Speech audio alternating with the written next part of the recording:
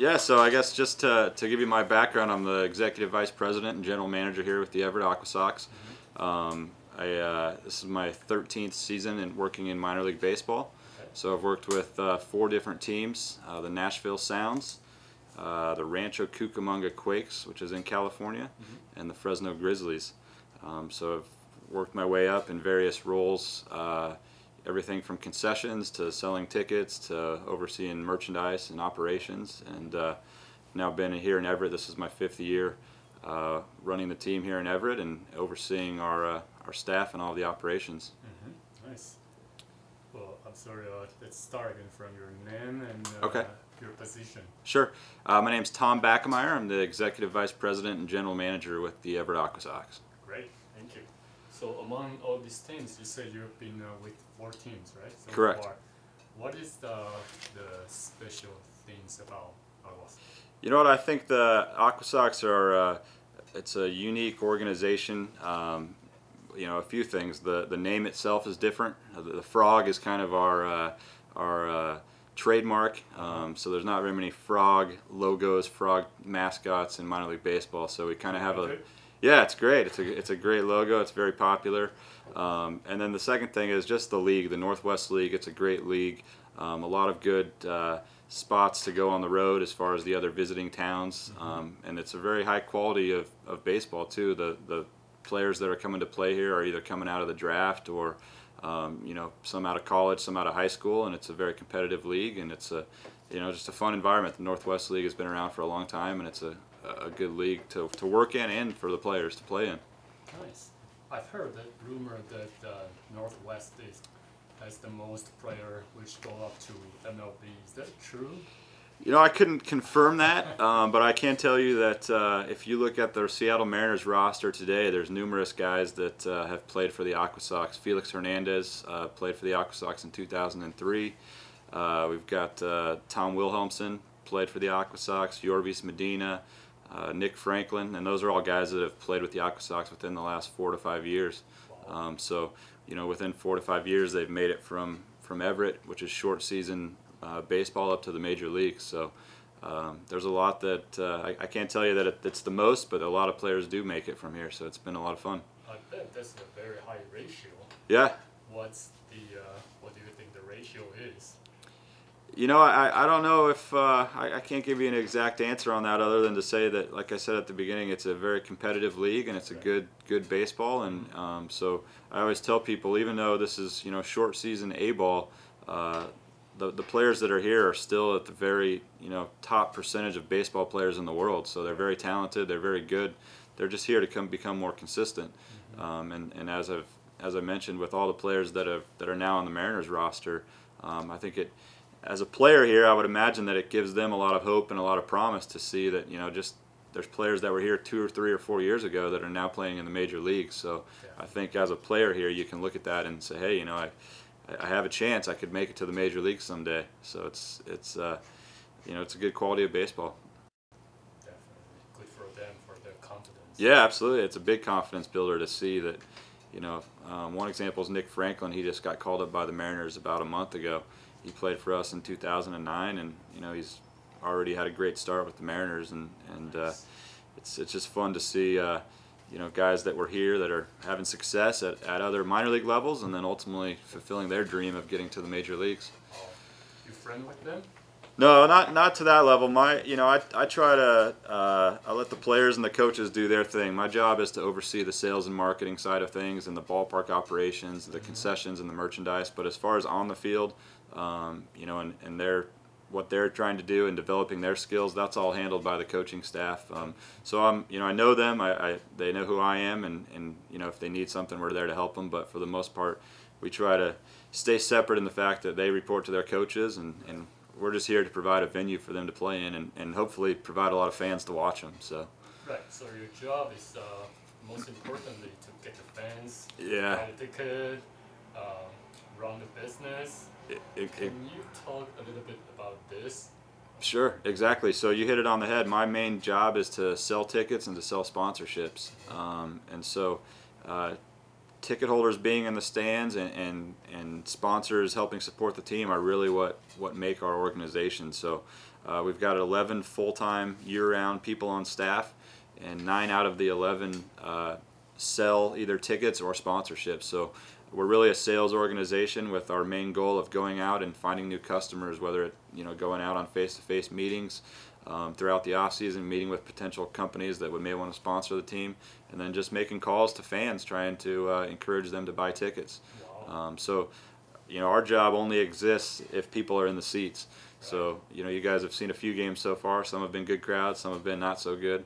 Right. And our goal is to get as many people here each night, and that's really what allows us to have a job. I believe you guys did a great job. I mean, this is a small city. Yeah. What's the population? 60,000? Yeah, Everett itself probably the 60 to 80,000 range, something like that. But our main focus is about a 30-mile radius. So we draw from roughly 30 miles around the ballpark. So that'd be North Seattle all the way to to the east, Lake Stevens to the north up to Bellingham and some of those, Marysville, some of those towns. So while Everett is a small town, it is a big market. The disadvantage of that is there's a lot going on. There's a lot to do. You can get to Seattle very quickly. There's a lot of other entertainment options. Right. So for us to try to, we have our little niche, and to try to keep growing is always the challenge. How do we keep people, people that are coming out? We want them coming back for more games, and then how do we get people that may not come out at all to start coming out? And so that's always our challenge in the off season, is to come up with ways to encourage people to come out. We feel pretty confident once they come to a game, they're going to like it and they'll come back. But it's trying to get them out for that first time. With, as you guys have been lucky ever since you've been here, the weather's been beautiful, but we have a limited number of nice days. Oh, really? And so when it's nice out, people want to go to the water, or do different things outside, go hiking, go camping, go boating. Like me. Yeah, exactly. So we're trying to get them, hey, don't forget, baseball can be a great summer activity as well. All right. So but that's the challenge, is there's a lot to do in the area, so we're not the only show in town. It's tough market.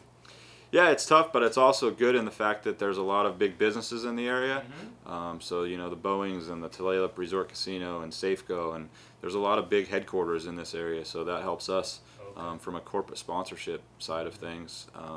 They've been very supportive, and the community really gets behind the team. So it's good and bad. It's a tough market, but at the same time, it's a good market because there is a lot of business here and a lot of industries that the employment is wasn't affected as drastically in Seattle as it was in some other areas back in 2009 and 10. So you find people that have a little bit of extra income and can hopefully spend it on AquaSox baseball from time to time. Okay, so you just you actually talk everything about pros and cons of being running a minor league team at Everett. Can you sum them up? Sure.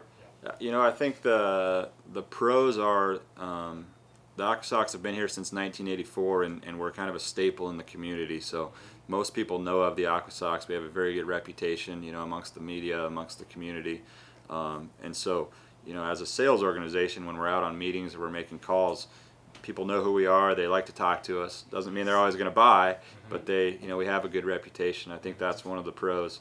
And then again, just to summarize, I think the con is that we're competing with a lot of other activities in the area, and we've got about typically 70 to 90 nice days of weather per year, and so people want to get outside and take advantage of it, and so sometimes it's a challenge to convince them that the AquaSox are where they should spend their free time during the summer.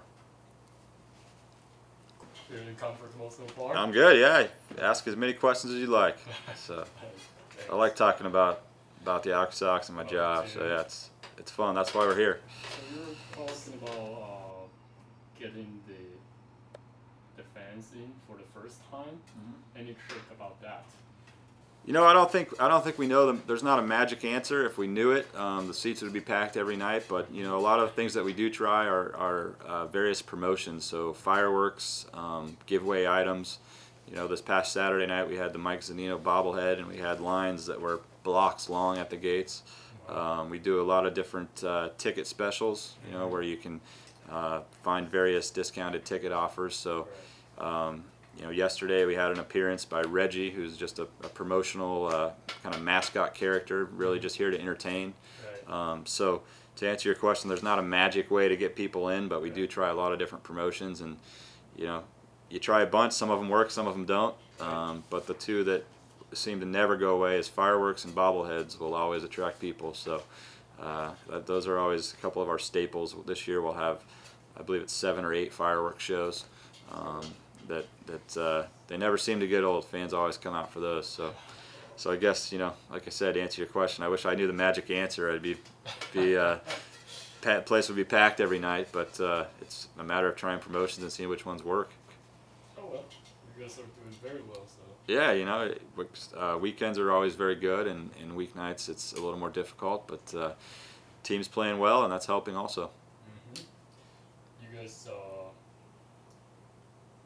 you have revenue, or is it just self-sufficient? Yeah, no. So we're a for-profit organization. So we budget to make money every year. Our revenue sources include ticket sales, sponsorship sales, food and beverage, so concessions, merchandise, a little bit from parking revenue. So yeah, we're the expectations on me from our ownership group is that we're going to be profitable every year, and we work to hit our budgeted numbers, and we try to be as creative as we can with developing various revenue streams, just like any other company would. And when certain years, if a certain area is down, we try to make up for it in another area. But we're definitely we're here to provide family-friendly entertainment, but at the same time, we are a business, and we need to make money to pay our employees and to continue. Yeah. And we're here at the broadcast room. Who do we broadcast to? Sure. So we're actually in our press box suite right now, which this area we actually sell on a nightly basis to fans and customers. So tonight there will be a company up here. They come out, they get 8 to 10 people up here, and they kind of use it as a party suite. So it's a little unique in the fact that when you sit up here, just across the way here is our actual press box where all the working people are at. So as a group, if you purchase this area, you kind of see some of the ins and outs of what goes on during the game. So across over here we've got our our PA announcer and our music director. Back up on the top is where they run the video board from. On the far end of the booth over here is where the radio broadcasters sit. So all of our games are broadcast live. So our radio announcers are over there. The media that covers the team is also sitting over there. So it's kind of a unique setup in the fact that as a general fan, if you buy this area, you kind of see some of the behind-the-scenes working of the team. So it's been a cool area for us. Okay. So you guys broadcast online as well? Yeah, so we're on AquaSox.com. Every game is streamed live. And then we broadcast over the radio on Fox Sports, which is Fox Sports 1380 out of Everett. Cool. But I'm thinking, like, how many people actually watch the game online? It's a niche market. Yeah, I don't know specific numbers online. As far as in the ballpark, we average about 3,000 people a night. That can range slightly from a year-to-year basis, but we're right around that 3,000 people a night range. As far as how many listeners and people online, that's tough to gauge.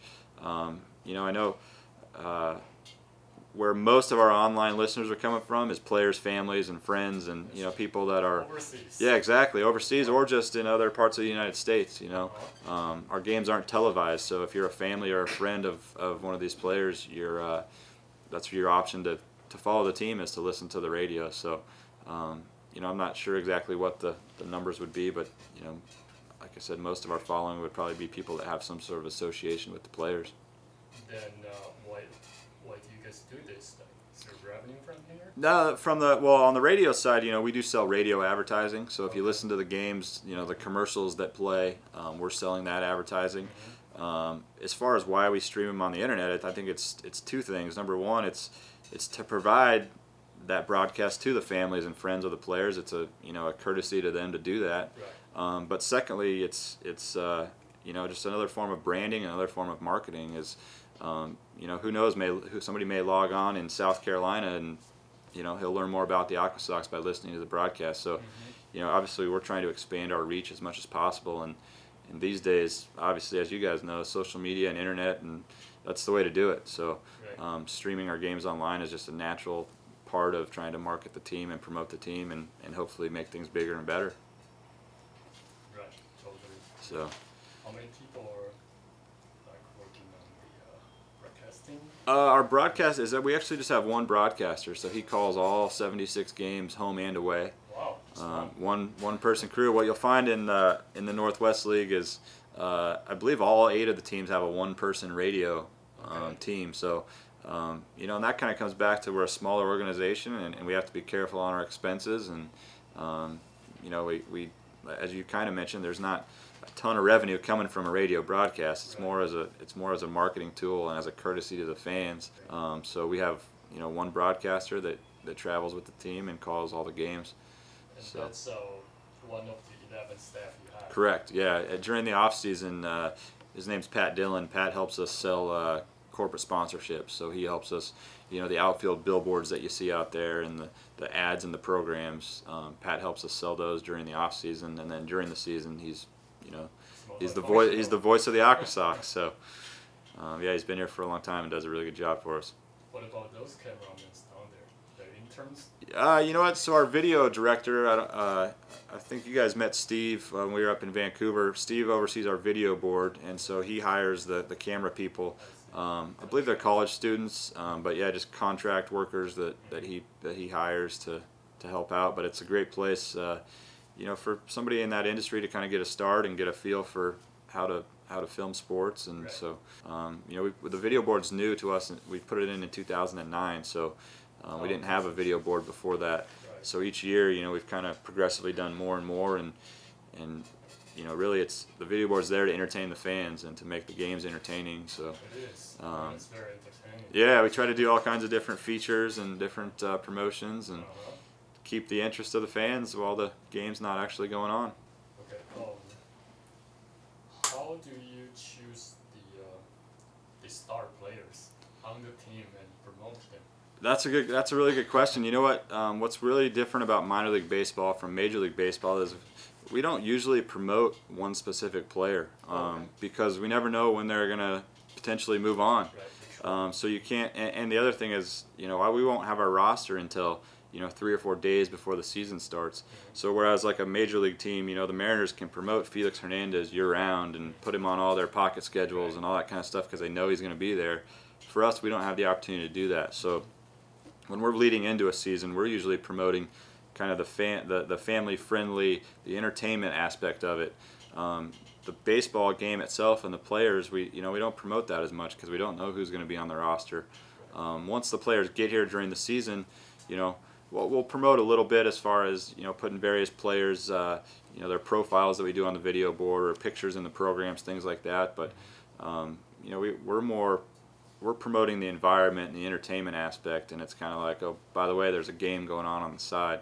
And like I said, the reason for that is, you know, if we were promoting a guy today, he could get moved tomorrow, and next thing you know, we're scrambling to fill that. So we promote the various activities and promotions and things that go on. And that being said, when we do have star players, you know, we've got a lot of high draft picks on this year's team, and definitely doesn't hurt.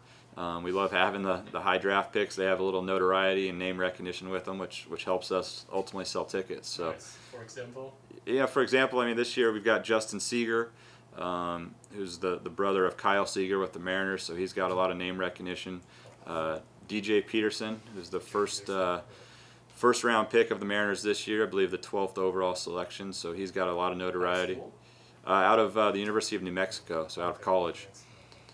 He was just recently this week featured in a Sports Illustrated article, you know, wearing his AquaSox uniform. So good for you. Yeah, absolutely.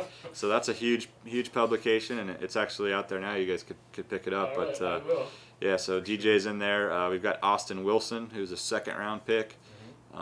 So you know, those are just 3 examples of names that you know, the true Mariner fan that follows the draft and follows the minor leagues, you know, the higher the draft pick we can get on the team, the better for us. So this year we've been very lucky. The Mariners have been very good to us, and sent us some of the higher picks, which never hurts, you know. So and it's obviously translated on the field as well. The team's been off to a good start, and these guys have contributed to that. Oh yeah. So my personal kind of feeling that we're actually kind of shocked when we came here. Okay. And so it's just a short A baseball game and baseball team. And you guys have 3,000 fans on average per night. This is totally crazy. It's not like that in Taiwan? No, not even for pro games. Yeah, maybe you have 5,000. Really? Yeah, fans. So you think it's just America because the baseball's been going on here for? Yeah, I think, you know, like the saying is that baseball is America's pastime. And, you know, there's 160 minor league teams throughout the United States and Canada. One in Canada, 159 in the United States. And, you know, I think most people in the United States, they may not be baseball fans, but everybody knows baseball. You know, it's been around for so long, and just kind of that tradition of in the summer you go to a baseball game. You know, and you know, there's teams as a short season team. You know, we're one of the smaller ballparks. Out of those 160, we'd be, you know, kind of probably in the bottom 10% as far as size of the ballpark and whatnot. There's minor league teams. You know, Vancouver, yeah, Vancouver draws, you know, 5,000 people a night. If you go to the so we're single A. If you go to double A and triple A, there's teams, the Dayton Dragons, for example, draw, you know, 10,000 people a night, and they've sold out for 15 straight years. There's teams in triple A, you know, Albuquerque and Round Rock, and I mean they're drawing 10, 12, 15,000 people a night. So it's I don't know. I guess, like I said, it kind of goes back to that it's America's pastime. People like baseball in this country, and I guess the same can be said for football. Obviously, the NFL is very popular here, and you know, most Americans are into sports in some form or another. So, but I think the tradition of baseball, you know, its roots run, you know, hundreds of years back, and it's just kind of got the tradition that keeps on going. All right, cool. I think officially that should be it. Okay. You know, and, cool. We're gonna enter the casual time. Okay. Perfect. Yeah. Perfect. What do you think about the students are doing so far? You know what? I think they're doing a good job. I haven't actually seen any of the actual the footage or whatnot, but you know, I've seen them at games. You guys are very friendly and very respectful to what we're doing, and I guess from the few times we've talked, seems like you're having a good time and learning, and so they've done a good job. Cool. So happy to have you guys here. It helps us, give us a little other perspective on things too. So I'm, you know, interested to learn about your guys' culture too. I couldn't imagine being in your shoes, and like I know if I went to Taiwan and tried to be in your shoes, I'd be lost. So you guys, I should. I know. I was just saying earlier. I mean, all of your English is very good, and it's, you know, it's really? impressive. Yeah, I think so. You know. That's good. So, that's good. Yeah, no, it's been good. We want to learn the song. We play. Everybody capture it. We'll put Katie on that one. She'll get you the lyrics to that. I think it's called the Cha Cha Slide, but I'm not sure. I'm not sure who the artist is, but yeah, you know what? That started. Well, shoot, we were doing that. I was in Rancho Cucamonga in 2002 or 2003, and we were doing that then. So it's been around for a long time. So that's your favorite so far? Yeah, we want to learn how to dance. Oh, okay. I'll tell Katie. Maybe we'll get you guys out there on the dugout in between innings. Get you. Guys lead the dance. Yeah, they can lead the dance with our frog squad. So, have you seen the guys and gals in the green shirts? That we call them our frog squad, and they're kind of like our promotional team. And we'll get you guys out there to dance with them one of these nights. So. Okay. I didn't need you guys to ask like one question, and this should come here to film. Just need it for the Sure. record. Yeah, absolutely. Yeah. Happy. There's no bad questions. Yeah, one question. Really good. So in every time they have many kids during the game, they have to choose choose the kid to play the game, how to pick the children. How to pick which players play in the game? Yeah.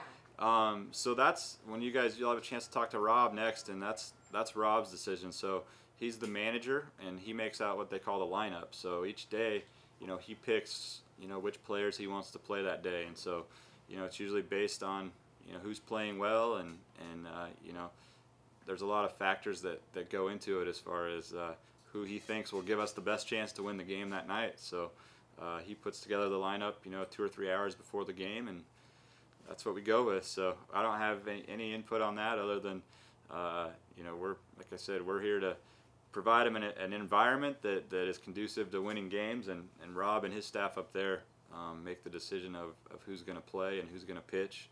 And there's a lot of factors that go into that, but like I said, at the end of the day, they want to win games, and they also want to develop the players so that they can get better and better and move on. So I think those are some of the factors he looks at when he decides who's going to play that night. So is many intern in this file? Interns? Yeah. We've got 6 or 7 interns working for us this summer. So all of them are college students that are, studying some sort of sports management program or a business program, and they need internship credit in order to graduate.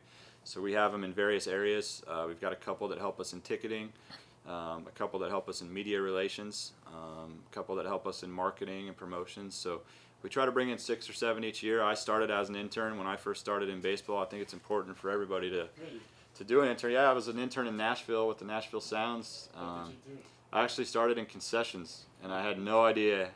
I had no background in food and beverage at all, Okay. but it was just a way to get my foot in the door and kind of figure out if minor league baseball was something that I wanted to do. And so I did that for my first summer in 2000 or 2001, and just like the environment of minor league baseball, and so now into my 13th year of doing that. So I've always been a proponent of, we have interns, but I never, they're not here to get coffee or to wash cars or whatever. We give them legitimate responsibilities, and you saw Patrick was running through here with some stats or whatever. He's just putting stuff together. We give them legitimate roles where their job's important, and at the same time we're here to help them and to train them. But I always think it's important that that they have they feel part of the organization, and they're not just here to do odd jobs for us. They're here to actually produce, and we've been good. We've had many of our interns have moved on and I've helped them get full-time jobs when they're done, and that's the whole point of the program. So, Great. So that's a good question. How about I ask you a question first? What's your favorite part of being here so far?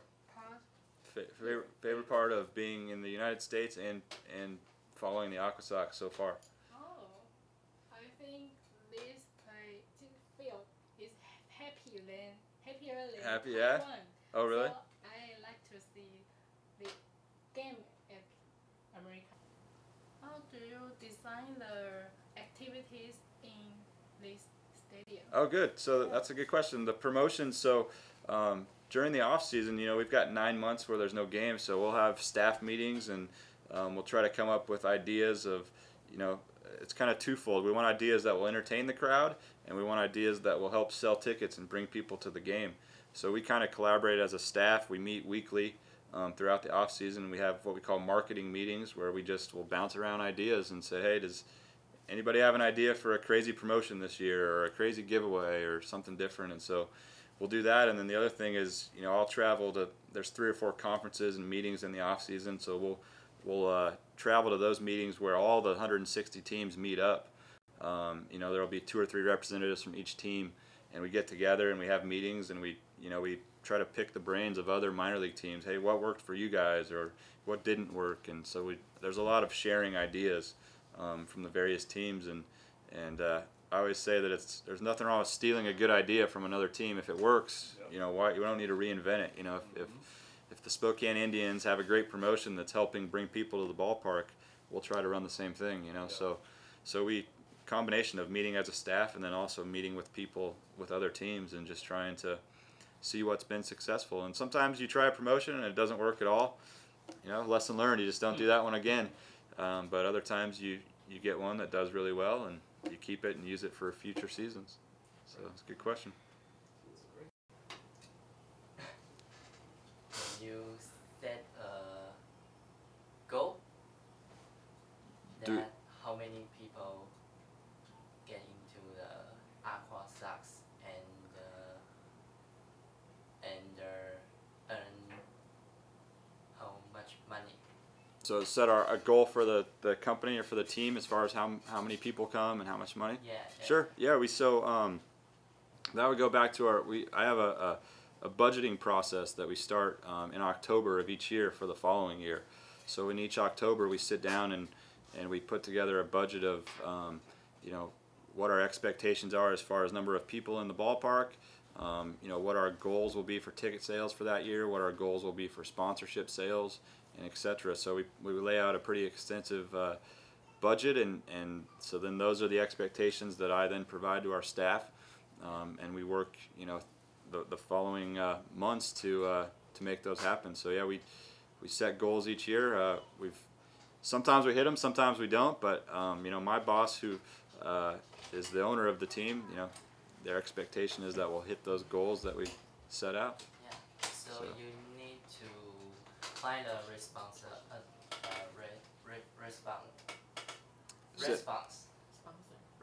Sponsor. Sponsor. Yeah. So that yourself or a sponsor will find you. Yeah. Well, most of the time, we have about 80 sponsors per season, and some of them, spend smaller amounts of money. Some of them spend bigger amounts of money, but we try to treat them all the same, and we try to provide good value for them. We have a lot of fans coming to the game, so as a sponsor, it's good exposure for their company. It's a good organization to be associated with. So, finding new sponsors is always, it's never easy, but that's a big part of our job, is to meet new people and find new people that want to get involved and partner with the team. So this sponsor all close to the AquaSox, or I need to say near the AquaSox. Most of them are fairly local companies, but there's also bigger ones, like Safeco Insurance or Boeing. Those are national or worldwide companies. But most of the sponsors that we work with, they have an office in Seattle, or they work with an advertising agency in Seattle, things like that. So when you look at the outfield wall, all the signs that we sell, a lot of those are really big companies, but they're advertising with us to keep their brand strong in this area.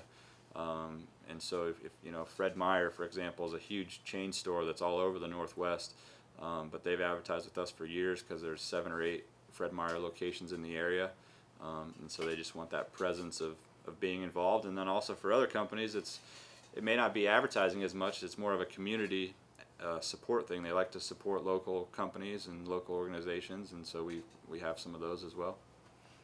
So yeah, you're welcome.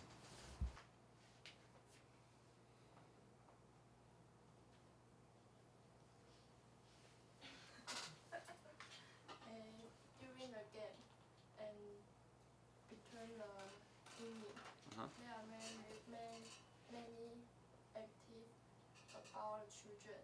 And where you found these children and this active, how do we choose people for the activities? Yeah. So we have choose the cute ones. Yeah, absolutely. We have our promotion team, which I mentioned is called the Frog Squad. So you see there's staff that's wearing the green kind of jersey shirts or whatever. We call them the Frog Squad, which the AquaSox, our logo being the frog. A lot of people refer to us as the Frogs. So the Frog Squad goes, each night they have a list of which promotions we're going to do in between innings, and then they'll go and select, usually kids to participate. So they kind of go through the stands and just, hey, do you guys want to participate in an on-field promotion tonight? And usually there's plenty of kids that want to participate with us. So it's their job to find those people each night, and then to make the contest or the promotion entertaining and make it funny for the fans, and so that's their responsibility each night. All right, you guys were easy. Not too many hard questions.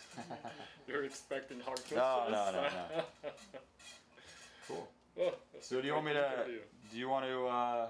You want to talk to Rob also? Is that right, manager? Yeah. Okay. Mm-hmm. Do you want me to just see if he can come over to the same place, or do you want to? Oh, we want to switch. You want to switch? Okay. Yeah. Okay. Yeah. What time is it now? It's about 5 to 1. But he's Okay. around. I can just call him whenever. Okay. I think. Yeah. Well, We can. thank you so much for being Sure. in our interview today. Yeah, absolutely. It's been great. If you need anything else, or if you forgot any questions at any time, happy to help. Well, actually, I have a request Sure. because they're all mass communication major. Uh huh. Is it possible to let them follow the media team for maybe 2 days? Sure.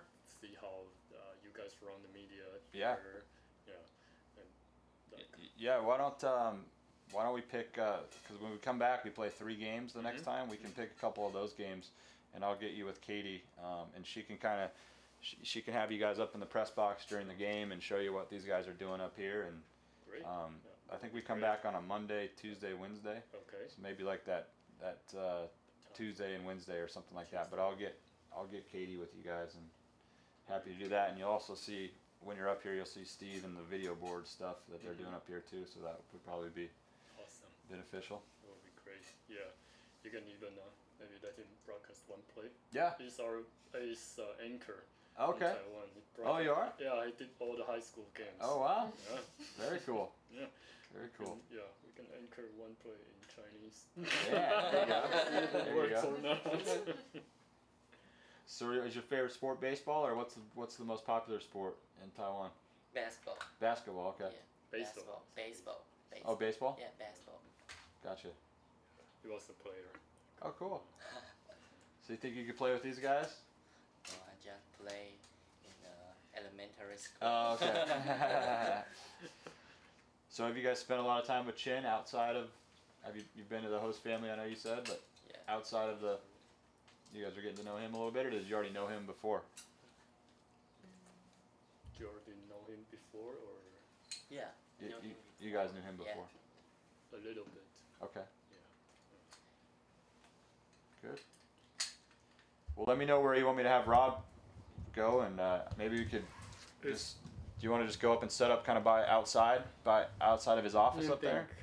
Is his office messy or? Is it No, it's not. Neat? Yeah, it's okay.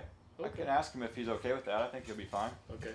Well, we can go. Okay. Let me see if we can track him down.